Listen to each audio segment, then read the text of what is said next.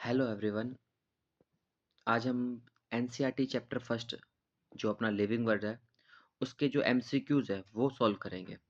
अपने पास 50 एमसीक्यूज है, हम कोशिश करेंगे कि 30 मिनट में सॉल्व हो जाए। ओके, चलो हम फर्स्ट क्वेश्चन देखते हैं। यहाँ पे फर्स्ट क्वेश्चन लिखा हुआ है।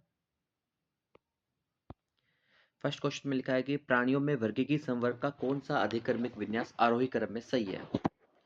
अगर हम अधिकर्मिक विन्यास की बात करें तो जो अपने टैक्सोनॉमिकल हायरार्की होती है, वर्गीकृत पदानुक्रम जो होता है उसमें 7 कैटेगरीज होती है, जैसे कि जगत, संघ, वर्ग, गण, कुल, वंश और जाति, है ना? सबसे बड़ा जगत है, सबसे छोटी जाति होती है। अब इसमें इस क्वेश्चन में पूछा है कि आरोही क्रम बताओ। असल में यहाँ पे आरोही की जगह क्या आना था? अवरोही क्रम आना था। क्या आना था? अवरोही क्रम, है ना? तो अब हम अवरोही क्रम को चेक करते हैं एक बार के लिए। अगर हम इस क्वेश्चन को चेंज कर दें और यहाँ पे क्या पढ़े, हम अवरोही क्रम पढ़े। अब अवरोही क्रम क्या होता है? सबसे बड़ा क्या होता है? जगत होता है। चारों ऑप्शन में जगत है। फिर संघ है, संघ सबसे बड़ा होता है इसके बाद। तो वर्ग काट दिया हमने, गण काट दिया और गण फिर काट दिया। तो ऑप्शन नंबर डी जो है अपना बिल्कुल राइट आंसर बन जाएगा। जगत, संघ, वर्ग, गण, कुल, वंश और जाति। ठीक है, अगला क्वेश्चन हम देखते हैं। इसमें लिखा है कि नामपत्ति कुछ विशेष सार्वजनिक मान्य नियमों द्वारा होती है। हम कैरोलस लीनियस की जो द्विनामपत्ति पढ़ते हैं, बाइनोमियल नोमेनक्लेचर पढ़ते हैं, उसमें कुछ रूल्स होते हैं, है ना? उन रूल्स में ये बोल रहा है कि कौन-सा रूल्स जो है उस नियमों के विरुद्ध है। यानी हमने यहाँ पे 4 ऑप्शन है, उनमें से एक ऑप्शन ऐसा होगा जो उनके अगेंस्ट होगा। पहला ऑप्शन लिखा है कि नामों को लैटिन भाषा में और तिरछे अक्षरों में लिखा जाता है। यह तो बात बिल्कुल सही है। नामों को हम लैटिन भाषा में लिखते हैं और तिरछे अक्षरों में भी लिखते हैं। नामों को जब हम हाथ से लिखते हैं तो रेखांकित करते हैं, यानी अंडरलाइन करते हैं। तो ये बात भी बिल्कुल सही है। अगली बात लिखिए, जैविक नाम को किसी भी भाषा में लिख सकते हैं। हम जैविक नाम को किसी भी भाषा में नहीं लिख सकते, क्योंकि जैविक भाषा का जो हमारा बायोलॉजिकल नेम होता है उसे सिर्फ हम लैटिन भाषा में ही लिखते हैं। क्यों लिखते हैं? क्योंकि लैटिन भाषा अब क्या हो चुकी है? मृत हो चुकी है। इसमें कोई बदलाव संभव नहीं है। इसलिए जितने भी नाम है पहले हमें उसे लैटिनाइज करना कंपलसरी है। ठीक है, तो जैविक नाम को हम सिर्फ और सिर्फ किस में लिख सकते हैं? उसे हम सिर्फ लैटिन भाषा में लिख सकते हैं। तो ऑप्शन नंबर सी गलत हो जाएगा। हमसे गलती पूछा था। जैविक नाम में पहला शब्द वंश का होता है, दूसरा नाम जाति संकेत पद होता है। ये बात बिल्कुल सही है, तो ऑप्शन नंबर सी राइट हो जाएगा। आगे क्वेश्चन नंबर 3 देखते हैं। 3 नंबर क्वेश्चन कहता है कि निम्नलिखित में से कौन सा एक प्राणी अपनी विशिष्ट नाम से दी गई वर्ग की श्रेणी से सही मिलाया गया है। पहला ऑप्शन लिखा है बाघ, टाइग्रिस, जो एक स्पीसीज है। बाघ की जाति, बाघ का नाम होता है पैंथेरा टाइग्रिस। यहाँ पे टाइग्रिस जो है ना वो जाति है। जो बात बिल्कुल सही है, ऑप्शन नंबर ए बिल्कुल सही बैठता है। अगला ऑप्शन लिखा है कटल फिश मोलस्का, जो कि क्लास है। कटल फिश जो कि मोलस्का में आता है, पर मोलस्का क्लास नहीं होती। मोलस्का क्या, एक संघ है, एक फाइलम है। तो ये ऑप्शन क्या हो जाएगा? गलत हो जाएगा। मानव प्राइमेटा जो कि एक फैमिली है। मानव की फैमिली आपको पता है होमोनिडी होती है। प्राइमेटा तो गण होता है ना, यानी ऑर्डर होता है। तो ये ऑप्शन भी क्या हो जाएगा? गलत हो जाएगा। घरेलू मक्खी मस्का, घरेलू मक्खी मस्का जो एक ऑर्डर है। घरेलू मक्खी जो होती है उसका गण होता है डिप्टेरा। तो मस्का तो क्या इसका वंश है, जीनस है। तो मस्का डोमेस्टिका इसका नाम होता है, तो मस्का इसका वंश हो जाएगा। वर्गीकरण की मूल इकाई क्या होती है? वर्गीकरण की मूल इकाई होती है अपनी स्पीसीज। मैंने आपको अभी शुरुआत में बताया था। सबसे बड़ी तो क्या होती है? जगत होता है। तो छोटा क्या होता है? जाति होती है। तो जाति क्या हो जाएगी? इसकी मूल इकाई या बेसिक यूनिट बन जाएगी, है ना? तो ऑप्शन नंबर बी बिल्कुल सही हो जाएगा। क्वेश्चन नंबर 5 लिखा है कि निम्न में से टैक्सोन कौन सा है।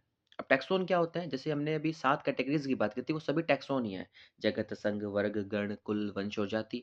तो उसमें गण भी है, कुल भी है, वंश भी है और उपरोक्त सभी इसका राइट आंसर हो जाएगा। पौधों का एक समूह जो किसी एक रैंक के समान ट्राइट युक्त होता है, वह कौन सा होता है ना? अभी हमसे अभी जस्ट हमने टैक्सोन की बात की थी। टैक्सोन जो 7 कैटेगरीज है वो सभी टैक्सोन होते हैं। ये इसकी डेफिनेशन है, पौधों का एक समूह है जो किसी भी रैंक पे आ सकता है ना? हम हर एक रैंक को टैक्सोन बोल सकते हैं। तो इसका right answer option number D हो जाएगा। ठीक है, वर्तमान में किसी पौधे को वैज्ञानिक नाम प्रदान करने के लिए क्या आवश्यक होता है? नाम अधिक लंबा नहीं होना चाहिए। हमें हमेशा ही ऐसे ध्यान रखना चाहिए। वैज्ञानिक नाम या बायोलॉजिकल नेम ज़्यादा लंबा नहीं होना चाहिए, क्योंकि ज़्यादा लंबा होगा तो फिर वो नियमों के विरुद्ध हो जाएगा और वो याद करने में भी तकलीफ होगी और लिखने में भी तकलीफ होगी। तो नाम अधिक लंबा नहीं होना चाहिए। नामों का उच्चारण भी कठिन नहीं होना चाहिए। ये भी बात बिल्कुल सही है। और नाम लेटिनाइज्ड होना बहुत जरूरी है। तो तीनों ही बातें सही है। तो ऑप्शन नंबर डी सही हो जाएगा इसका। ठीक है, क्वेश्चन नंबर 8 देखते हैं। वर्गीकरण की आवश्यकता होती है किसी वस्तु को बहुत अधिक संख्या के संबंध प्रदर्शित करने के लिए।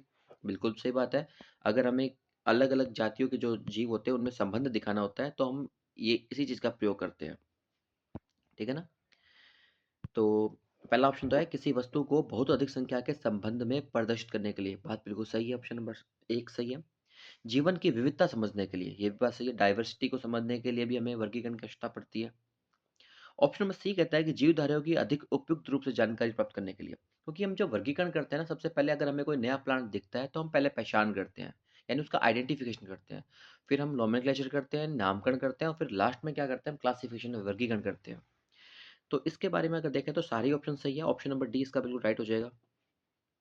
लिनियस की द्विनामकरण पत्ती का अर्थ है कि प्रत्येक जीव का एक नाम हो, जिसमें दो वैज्ञानिकों द्वारा दिया गया एक नाम हो, दो नाम जिसमें एक लैटिन दूसरा व्यक्ति का नाम हो, दो नाम एक वैज्ञानिक दूसरा प्रचलित नाम हो, एक जेनेरिक नाम हो दूसरा स्पेसिफिक नाम।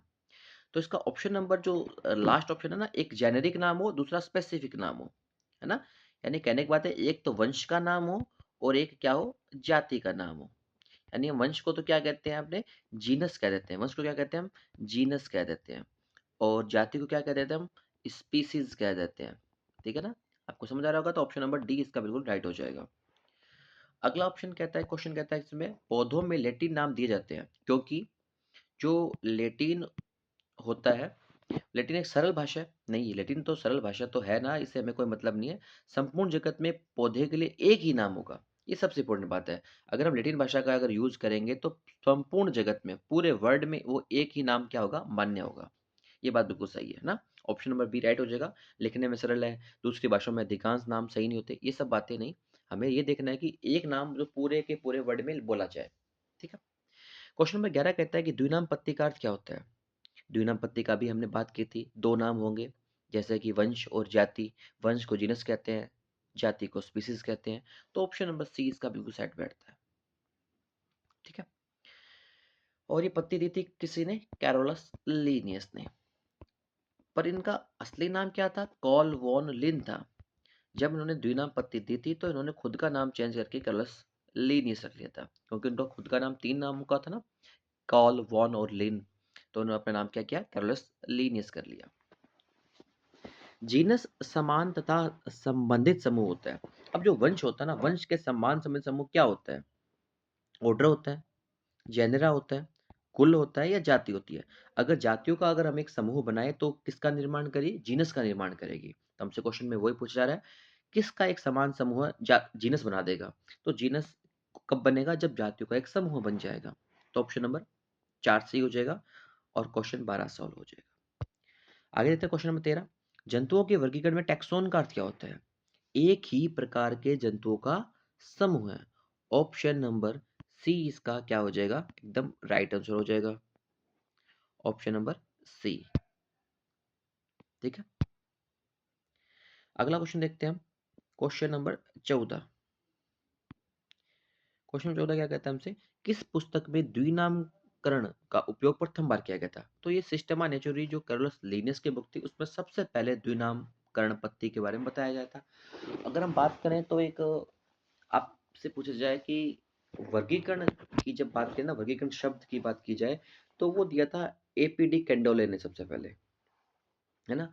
और वर्गीकरण के बारे में जो अगर हम बात करें, सबसे पहले एक बुक आई थी पिनेक्स, जो किसकी थी, गैस्पर्ड बोहेन की थी। उसमें सबसे पहले द्विनामकरण पत्ती की प्रस्तावना दी गई थी। ठीक है?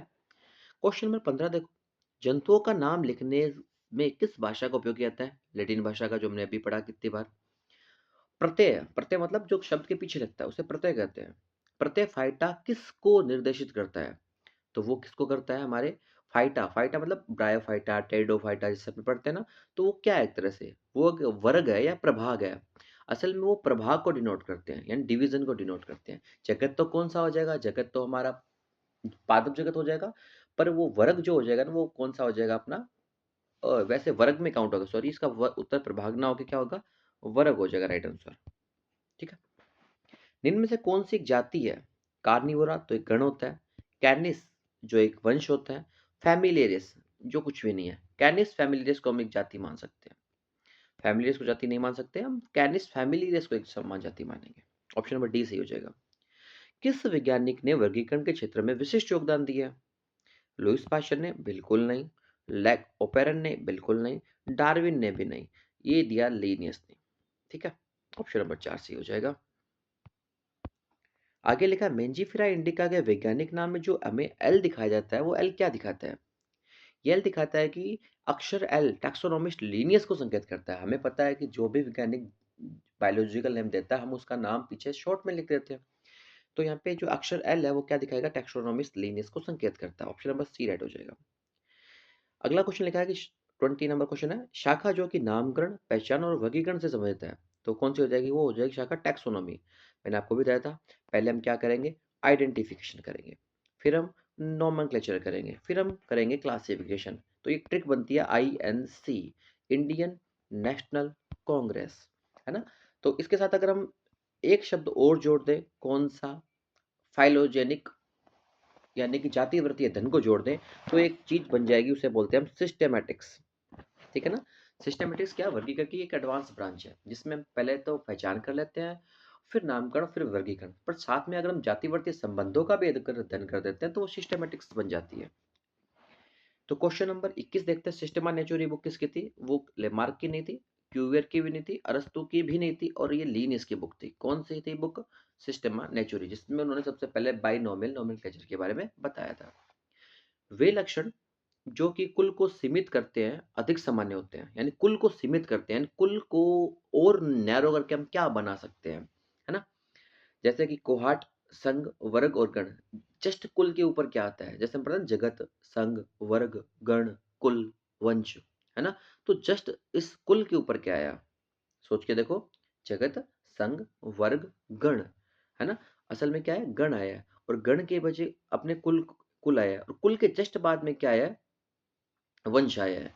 तो इसका राइट आंसर क्या बन जाएगा? वंश बन जाएगा, क्योंकि हमें क्या बोला गया? विलक्षण जो कि कुल को सीमित कर देते हैं और अधिक सामान्य होते हैं, जैसे कि वंश के अंदर होते हैं। निम्न में से किसमें जीवों की एक बड़ी संख्या होती है? निम्न में से किसमें जीवों की एक बड़ी संख्या होती है? जैसे कि हम जातियों में तो एक समूह अध्ययन कर लेंगे, जाति से बड़ा क्या हो जाएगा? वंश हो जाएगा, वंश से बड़ा कुल हो जाएगा, कुल से बड़ा गण हो जाएगा, गण से बड़ा क्या हो जाएगा? हमारा एक वर्ग हो जाएगा। पर यहाँ पे सबसे बड़ा दे रखा है जगत, सबसे बड़ा होता है, पर जगत यहाँ पे ऑप्शन में नहीं है, तो हम संघ को क्लिक करेंगे। ऑप्शन नंबर सी राइट हो जाएगा। श्रेणी की अवरोही व्यवस्था को हम क्या कहते हैं? उसे हम कहते हैं हायरार्की, यानी कि वर्गीकी पदानुक्रम। क्या कहते हैं? वर्गीकी पदानुक्रम। ऑप्शन नंबर सी बिल्कुल राइट हो जाएगा। जाति को माना गया है वर्गीकरण की वास्तविक आधारीय इकाई। ऑप्शन नंबर बी बिल्कुल सही हो जाएगा। वर्गीकरण की वास्तविक जो आधारीय इकाई होती है वो क्या होती है? जाति होती है। जाति की जो स्टैटिक कॉन्सेप्ट दिया था, स्थिति स्थिर संकल्पना दी थी, वो दी थी किसने? हमारे लीनियस भाई साहब ने। ठीक है, डी कैंडोले ने क्या किया था? ये टैक्सोनॉमी वर्ड दिया था। थियोफ्रेटस को हम जानते हैं फादर ऑफ बॉटनी के रूप में, और चार्ल्स डार्विन की एक फेमस पुस्तक होती है ओरिजिन ऑफ स्पीसीज, इवोल्यूशन में हम पढ़ते हैं। क्वेश्चन नंबर 27 बोलता है कि मानव को किस गण में रखा गया है? कॉर्निवोरा तो मांसाहारियों का एक गण होता है, पर प्राइमेटा जो ऑर्डर होता है वो हमारा ही ह्यूमन का क्या होता है? ऑर्डर होता है। क्वेश्चन नंबर 28 देखते हैं, वनस्पति विज्ञान की शाखा जो पादप वर्गीकरण, नामकरण और पहचान से संबंधित है, तो वो कौन सी हो जाएगी? हमारी सिस्टेमेटिक बॉटनी आ गई, क्योंकि इसने पूछा स्पेशली हमसे पादप का वर्गीकरण पूछा है ना? वरना हम सिस्टेमेटिक वर्ड यूज करते हैं अगर पादप जंतु दोनों की बात करता है तो, बट इसने स्पेशली पादप का वर्गीकरण, उसकी नामकरण और पहचान की बात की है, तो हम सिस्टेमेटिक बॉटनी वर्ड यूज करेंगे। ऑप्शन नंबर ए बिल्कुल सही हो जाएगा। इसके आगे इकोलॉजी लिख रखा है। इकोलॉजी आपको पता ही है, बात हमारा और वातावरण के बीच जो भी संबंध होता है उसके अध्ययन को हम इकोलॉजी कहते हैं। और मॉर्फोलॉजी में हम बाहरी अध्ययन करते हैं, चाहे वो प्लांट्स का हो चाहे वो एनिमल्स का हो। और फिजियोलॉजी हम कार्य की बोलते हैं इसे, इसमें हम फंक्शन का अध्ययन करते हैं कि प्लांट्स कैसा वर्क करते हैं और एनिमल्स कैसे वर्क करते हैं। टैक्सोनॉमी का पितामह किसे कहते हैं? इस क्वेश्चन पे डाउट हमेशा बना रहता है, क्योंकि टैक्सोनॉमी के जो फादर होते हैं वो हमेशा कौन से होते हैं? अरस्तु होते हैं, क्योंकि अरस्तु ने ही सबसे पहले प्लांट एंड एनिमल्स को क्या किया था? डिवाइड किया था। तो यहाँ पे ऑप्शन में अरस्तु है ही नहीं, तख्ताजन है, बेंथम हुकर है, थियोफ्रास्टस है, लीनियस है। जब हमें अरस्तु ऑप्शन में नहीं मिल रहा है तो हम लीनियस की तरफ जाएंगे, क्योंकि इसका राइट आंसर क्या बनता है? अरस्तु बनता है, फादर ऑफ टैक्सोनॉमी। पर अगर हमसे पूछ ले फादर ऑफ मॉडर्न टैक्सोनॉमी कौन है, तो लीनियस का राइट आंसर बन जाता है। पर इस क्वेश्चन के अकॉर्डिंग टैक्सोनॉमी का पितामह किसे कहते हैं? हम अरस्तु कहते हैं, क्योंकि अरस्तु ने प्लांट्स को ट्री, श्रब्स एंड हर्ब्स में बांटा था, और एनिमल्स को एनाइमा और एनाइमा में बांटा था, है ना? यानी कि जिसमें रेड ब्लड होगा, जिसमें रेड ब्लड नहीं होगा, इन सब में डिवाइड अरस्तु ने सबसे पहले किया था। तो हम इसका राइट आंसर अरस्तु मानते हैं, पर यहाँ पे ऑप्शन में नहीं है, तो इसका राइट आंसर क्या हो जाएगा? लीनियस हो जाएगा। पादप वर्गीकरण के हायरार्किकल तंत्र में निम्न में से किस वर्गीय की रैंक के अंत में एसी वर्ड आता है ना? तो हम पढ़ते हैं ना, लेग्यूमिनोसी, फैबेसी, रोजेसी, ये सब फैमिली का क्या होता है? सफिक्स होता है। ऑप्शन नंबर ए राइट हो जाएगा। द्विनामकरण का अर्थ है पौधे का नाम दो शब्दों में लिखना होता है, एक जीनस, एक स्पीसीज। ऑप्शन नंबर ए बिल्कुल राइट, हमने बार बार इसके बारे में पढ़ा भी है। क्वेश्चन नंबर 32 कहता है कि पौधे के वानस्पतिक नामकरण में जीनस नाम जाति नाम के बाद लिखा जाता है, जीनस नाम पहले आता है, जाति नाम बाद में आता है। ऑप्शन नंबर एक गलत हो जाएगा। जीनस नाम व जाति नामों के प्रथम अक्षर बड़े होते हैं, नहीं, जीनस का पहला अक्षर बड़ा होता है पर जाति का पहला अक्षर बड़ा नहीं होता, जाति के सभी अक्षर छोटे होते हैं। जीनस और जाति नाम एक हो सकते हैं, पौधों में तो नहीं हो सकते, है ना? जिसके हम ट्यूटोनियम की जब बात करते हैं, जैसे कि हम पढ़ते हैं ना, कोबरा का नाम नाजा नाजा, गजेला गजेला पढ़ते हैं हम, ये सब एनिमल्स में संभव है। जब जाति और जीनस दोनों सेम हो जाए, यानी वंश और जाति का नाम समान हो जाए, ये वहां तो संभव है, पर पौधों में संभव नहीं है। तो ऑप्शन नंबर सी भी क्या हो जाएगा? गलत हो जाएगा। जीनस और जातीय नाम दोनों इटैलिक्स में मुद्रित होने चाहिए, ये बात बिल्कुल सही है। चाहे वंश का नाम लिखो, चाहे जाति का नाम लिखो, दोनों ही इटैलिक्स में क्या होने, प्रिंट होने चाहिए, यानी कि तिरछे लिखे होने चाहिए। क्वेश्चन नंबर 33 बोलता है कि द्विनामकरण पत्ती का सुझाव सबसे पहले किसने दिया था? वीटेकर ने तो बिल्कुल नहीं दिया था। वीटेकर ने तो 5 जगत वर्गीकरण प्रणाली दी थी, 5 किंगडम सिस्टम दिया था 1969 में।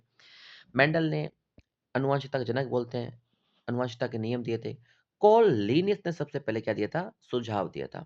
ओसवाल्ड टिप्पो का वर्गीकरण सबसे बड़ा है, हम ये पढ़ते हैं, तो ऑप्शन नंबर सी इसका राइट हो जाएगा। अगला क्वेश्चन कहता है कि लीनियस को श्रेय दिया जाता है किसके लिए? द्विनामकरण पत्ती के लिए, हमने पढ़ा है अभी।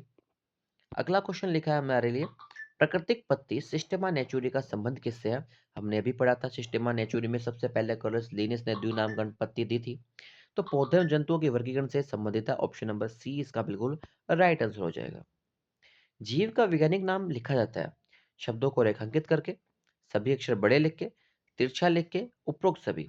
देखो, हमें अंडरलाइन तो करना है, ये बात सही है बिल्कुल, बस सभी अक्षर बड़े लिखने हैं, ये बात सही नहीं है। जीव का वैज्ञानिक नाम है सिर्फ फर्स्ट, जो भी जीनस का फर्स्ट लेटर कैपिटल, बाकी सभी स्मॉल, और जाति यानी स्पीसीज के सभी अक्षर स्मॉल ही होते हैं। तो बी ऑप्शन तो कट हो गया, और ए वैसे भी ठीक था, पर अपने को देखना तिरछा लिखना, इटैलिक लिखना बहुत जरूरी है, ठीक है ना? तो ऑप्शन नंबर सी भी सही हो जाएगा, उपरोक्त सभी नहीं होगा इसका, ठीक है? जीवों के जूलॉजिकल नाम में प्रथम शब्द क्या होता है? तो वो जेनेरिक नाम होता है, यानी कि जीनस का नाम होता है। ऑप्शन नंबर ए सही हो जाएगा। बायोलॉजिकल नामकरण का अंतरराष्ट्रीय कोड लागू होता है, किस पे लागू होता है? पौधों पर या जंतुओं पर? हम पढ़ते हैं बायोलॉजी में दो चीज पढ़ते हैं, प्लांट्स भी पढ़ते हैं और एनिमल्स भी पढ़ते हैं। बायोलॉजी का मतलब जीव विज्ञान, जीव का मतलब प्लांट्स भी और एनिमल्स भी। तो हम इसमें केवल पौधों का अध्ययन नहीं करेंगे, केवल जंतुओं का अध्ययन भी नहीं करेंगे, इसमें हम प्लांट और एनिमल दोनों की स्टडी करेंगे, जंतु और पौधों दोनों के लिए। ऑप्शन नंबर सी राइट हो जाएगा। वर्गीकरण का मुख्य उद्देश्य क्या होता है? जंतुओं को स्थापित करना? नहीं। विकास की वास्तविक का अध्ययन करना? नहीं। संबंध स्थापित करना, जंतुओं के पर्यावरण का अध्ययन करना। तो ऑप्शन बी और डी बिल्कुल गलत हो जाएंगे, ऑप्शन नंबर सी बिल्कुल सही है, संबंध स्थापित करना। यानी कि हमें रिलेशन देखना पड़ता है, किसमें? टैक्सोनॉमी में, कि दो जो बन रहे हैं उनके बीच में क्या संबंध है। तो ऑप्शन नंबर सी बिल्कुल सही हो जाएगा। आगे लिखा है वर्गीकरण में प्रथम कार्य क्या होता है? इसने क्या बोला है? वर्गीकरण में प्रथम कार्य होता है, हमने पढ़े थे ना, पहले आइडेंटिफिकेशन होता है, फिर क्या होता है? नोमेनक्लेचर होता है, और फिर होता है अपना क्लासिफिकेशन, यानी आईएनसी, इंडियन नेशनल कांग्रेस। तो प्रथम कार्य क्या हो जाएगा? आई, आई से क्या होता है? आइडेंटिफिकेशन, यानी पहचान। क्या बन जाएगी? हमारा राइट आंसर क्या बन जाएगा? पहचान हो जाएगा। टेक्सोनोमी श्रेणन का क्रम क्या होता है? हमने पहले क्वेश्चन में स्टडी की थी ना, सबसे बड़ा जगत, फिर संघ, फिर वर्ग, फिर गण, फिर कुल, फिर वंश और जाति। यहाँ पे देखो क्या ऑप्शन सही बैठता है। वर्ग सबसे बड़ा लिख दिया इसने, तो ये बात पहले गलत होगी। प्रभाग सही है, दो में प्रभाग आ रहा है देखो, तो प्रभाग देखो, पर संघ भी आ रहा है लास्ट वाले में, संघ के बाद गण नहीं आता है ना, संघ के बाद गण नहीं आता, संघ के बाद वर्ग आता है। तो ऑप्शन नंबर डी भी गलत हो जाएगा। ऑप्शन नंबर ए और डी कट हो गया, अब बच गया बी और सी। प्रभाग, प्रभाग के बाद आएगा वर्ग, वर्ग के बाद गण, गण के बाद कुल, कुल के बाद वंश, वंश के बाद जाति। पर यहाँ पे देखो कुल और वंश के बीच में इसने क्या लिखा है? ट्राइब लिखा है एक, क्या लिखा है? ट्राइब लिखा है। तो ऑप्शन नंबर सी बिल्कुल राइट हो जाएगा। याद रखना, ट्राइब जो आती है ना, किस में जिसके हम बात करते हैं, वो किसके बीच में आती है? कुल और वंश के बीच में आती है, ठीक है? क्वेश्चन नंबर 42 कहता है कि निम्न में से कौन सी एक श्रेणी नहीं है? श्रेणी का मतलब सीरीज नहीं है। जाति तो एक सीरीज है, जाति तो एक सीरीज है ना, बिल्कुल जाति एक सीरीज है, जाति तो एक सीरीज है, और वर्ग भी एक सीरीज है, संघ भी एक सीरीज है, पर ग्लूमेसी एक सीरीज नहीं है। ठीक है ना, ग्लूमेसी क्या एक सीरीज नहीं है। तो ऑप्शन नंबर डी बिल्कुल राइट हो जाएगा। हायरार्किकल यानी कि जो हायरार्की होती है, वर्गीय पदानुक्रम होता है, में किसके बीच इंटरपोलेटेड है ना, में जो वर्ग है ना, इसने पूछा जो वर्गीय पदानुक्रम होता है उसमें जो वर्ग होता है वो किन दो के बीच होता है, कुल और वंश के बीच में, गण और कुल के बीच में, जगत और संघ के बीच में, संघ और गण के बीच में। हम पढ़ते हैं ना, जगत संघ वर्ग गण, यानी संघ और गण के बीच में क्या हो जाएगा हमारा, संघ और गण के बीच में हमारा राइट आंसर बन जाएगा वर्ग होता है। ऑप्शन नंबर बी सही हो जाएगा। क्वेश्चन 44 कहता है कि बाइनोमियल नामकरण होता है, जाति के नाम में दो शब्द, दो नाम लोकल तथा विशिष्ट, जाति के दो नाम, जाति के जीवन चक्र में अलैंगिक या लैंगिक दो प्रवस्थाएं। देखो, जाति के नाम में दो शब्द, दो नाम लोकल तथा विशिष्ट, जाति के दो नाम, तो इसमें ऑप्शन, वैसे क्वेश्चन में खास दम नहीं है, बाकी इसका ऑप्शन नंबर ए बिल्कुल राइट हो जाएगा। जाति के नाम में दो शब्द हो सकते हैं। ठीक है ना, ऑप्शन नंबर 44 बिल्कुल सही हो जाएगा। क्वेश्चन नंबर 45 लिखा हुआ है कि हायरार्किकल वर्गीकरण यानी कि जो वर्गीय पदानुक्रम क्लासिफिकेशन होता है उसका क्या तात्पर्य होता है, डिवीजन को वर्गों में डिवाइड करना, ऑर्डर को कुलों में डिवाइड करना, वर्ग को ऑर्डर में डिवाइड करना, वस्तुओं को एक के बाद एक रैंक में रखना। ये ऑप्शन बिल्कुल सही हो जाएगा, वस्तुओं को एक के बाद एक क्रम में रखना, क्योंकि यही तो वर्गीय पदानुक्रम का मुख्य उद्देश्य होता है कि सभी को एक के बाद एक क्रम में रख के वर्गीय पदानुक्रम का निर्माण करना। शेर का वैज्ञानिक नाम क्या होता है, जैसे हम पढ़ते हैं तीन, पैंथरा पार्डस पढ़ते हैं, पैंथरा टाइग्रिस पढ़ते हैं, पैंथरा लियो पढ़ते हैं ना, तो यहाँ पे देखते हैं फेलिस लियो, ये तो नहीं हो सकता, पैंथरा पार्डस चीते का होता है, और पैंथरा टाइग्रिस बाघ का होता है, और पैंथरा लियो पर्सिका जो होता है ना वो हमारा किसका होता है, शेर लॉयन का होता है। ऑप्शन नंबर डी बिल्कुल राइट हो जाएगा। ऑप्शन नंबर क्या हो जाएगा हमारा, डी एब्सोल्युटली राइट हो जाएगा। पौधों का नामकरण विज्ञान क्या कहलाता है, पौधों के नामकरण विज्ञान की बात हो रही है, पौधे के वर्गीकरण की बात नहीं हो रही है, सिर्फ नामकरण को हम बोलते हैं नोमेनक्लेचर है, मैंने आपको पहले भी बताया था। प्राइमेट गण में कौन आते हैं, प्राइमेट गण में सिर्फ हमें मंकीज, और जैसे हम ऐप बात करते हैं ह्यूमन आते हैं, वो सब आते हैं। तो ऑप्शन देखो, बंदर और मनुष्य, ऑप्शन नंबर सी बिल्कुल सही हो जाएगा, क्योंकि श्रूज हैजोग नहीं आते, चमगादड़ वैम्पायर नहीं आते, चमगादड़ तो खुद एक क्या है, स्तनधारी है, घोड़ा और जैबरा भी स्तनधारी होते हैं। तो ऑप्शन नंबर सी बिल्कुल सही है। अगला क्वेश्चन आता है कि आईसीबीएन प्रदर्शित करता है। अब जब भी हम आईसीबीएन और आईसीजेडएन की बात करें, एक तो होता है आईसीबीएन, एक होता है आईसीजेडएन। आईसीबीएन क्या होता है, international code of botanical nomenclature. International code of zoological nomenclature क्या होता है, वो जंतुओं के लिए होता है। आईसीजेडएन, वैसे कुछ बैक्टीरिया के नामकरण के लिए भी अलग संस्थाएं हैं, बट हमें दो ही याद रखनी है, आईसीबीएन और आईसीजेडएन। जब प्लांट्स की बात करेंगे तो हम आईसीबीएन यूज करेंगे, जब जंतुओं की बात करेंगे, एनिमल्स की बात करेंगे, तो हम international code of zoological nomenclature की बात करेंगे। हमारा लास्ट क्वेश्चन है, 50 नंबर क्वेश्चन है, निम्न में से किस टैक्सोनॉमी रैंक में एक दूसरे से समानता रखने वाले जीवों को रखा जाता है। ठीक है ना, तो आपको ही पता है, अगर हम टैक्सोनॉमी रैंक की बात करें और वो एक दूसरे से समानता रख रहे हैं, तो हम सबसे पहले उसे किस में रखेंगे, तो हम उसे एक स्पीसीज बना देंगे, क्या बना देंगे, एक जाति बना देंगे, है ना। तो ऑप्शन नंबर डी बिल्कुल इसका राइट हो जाएगा।